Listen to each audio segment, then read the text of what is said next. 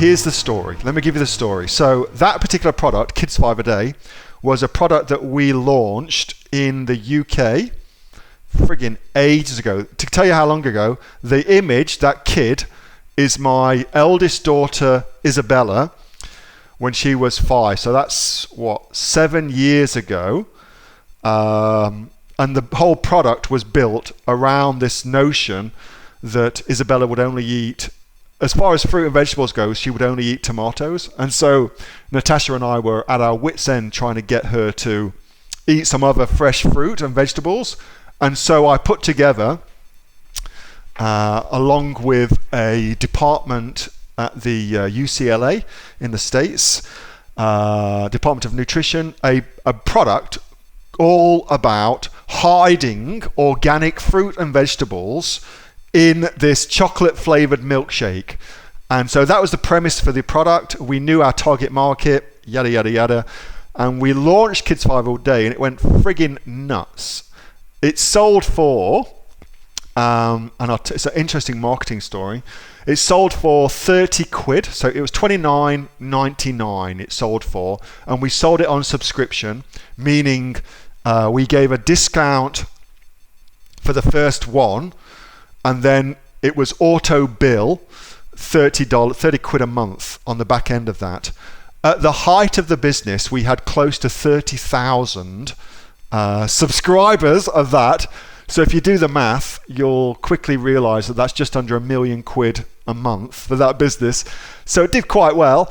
And on the back of it, we launched that into other countries, and we used a company called Groupon, which was a new company back then. It wasn't a PLC back then, before they went public.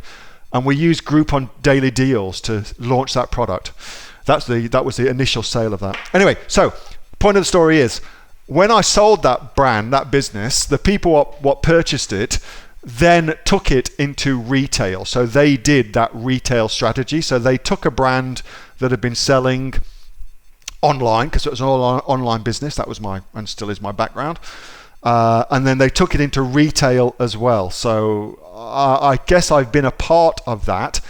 But here's the thing that I've learned. So I've also taken a few of my own products, although not as aggressively as those guys did it. But certainly I've taken a few of my own products into specialist retail stores. And it's been a very interesting experience. And here's what I've learned about that.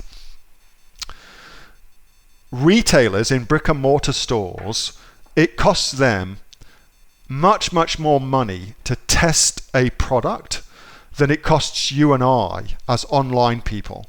They have got far, far higher opportunity costs associated with doing that, because their shelf space in their actual retail store is so important. And their SEO is shelf height. So the products what are going to sell really, really well have to be at eye height on the shelves. That's the best premium SEO wise. That's the best premium space. And so anything they put there, they want to be sure it's going to sell and it's going to maximize the revenue per customer that walks in their door. It's very similar to what we do when you think about it.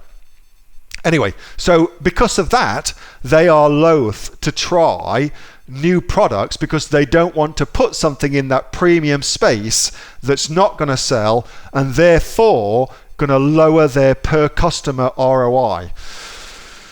So having an online presence where you can demonstrate to a retailer that your product sells, it's got a brand and it's got a following, is a very, very good thing to do, because it then removes that barrier to entry to retailers that they're worried about your product not selling, because you can demonstrate it's already selling. So it's a super cool thing to do. Anything else I want to say about that? I don't think so.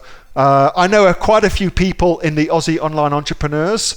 So Vanda, who's here with me in Portugal, she's done a shitload. So her products are in heaps of retail outlets in Europe. And Pippa, I know, is also, Pippa McCreary, one of the AOE coaches. Her products are in retail outlets.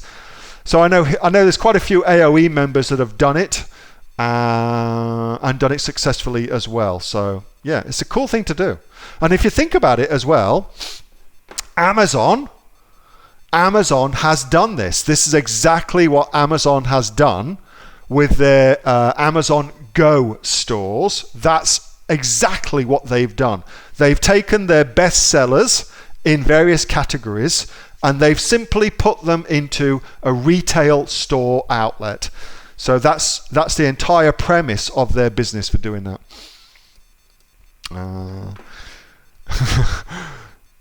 Yes, my daughter was super cute, and she still is super cute. It was a great picture. We launched it, or we tried to launch it. We didn't do very well. We tried to launch it into America, and that's another funny story. But anyway, we tried to launch it in America. We went to the States to go and do that, and everywhere we went with my daughter, they would say, "Oh, she looks like the Gerber baby," in this kind of crazy American accent that I can't do very well. And so, and she loved that.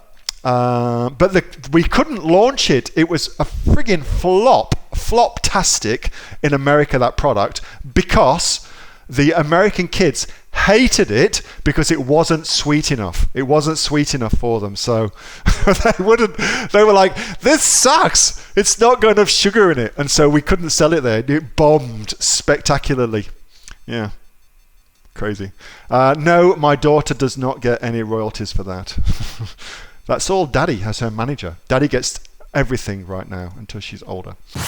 Hey, thanks so much for watching that video, and I hope that you got some massive value from it. Before you go, do you live in Australia? If you do, this is for you. Would you like to learn how to sell things on Amazon here in Australia? Would you like to know what sells really well and what sells for the maximum amount of profit? Would you like to know where you can source those products from, whether that be in China or here in Australia, and how to source them so you pay bottom dollar and get maximum value for what you're doing? If you do, please subscribe to my channel and like this video, and you'll learn that and much more. It's the exact same information that people like Jeff from New South Wales have used to make $45,000 a month on Amazon, that Sue, who's from the sunny coast, has used to purchase herself a brand spankly BMW every single year as a result of her e-commerce business, and the lovely Kate from Bowral in New South Wales has used to make $32,000 a year on, a month, not a year, a month on Amazon, and indeed Anthony, who makes $15,000 a month on Amazon, selling, as he puts it, odds and sods. If you'd like to learn the exact same information that they use to maximize their profits for their Amazon businesses, subscribe to this video, like my channel, post below if you want me to teach you something. Okay, I'm out of here. Speak to you soon. Bye. Subscribe. Do it now.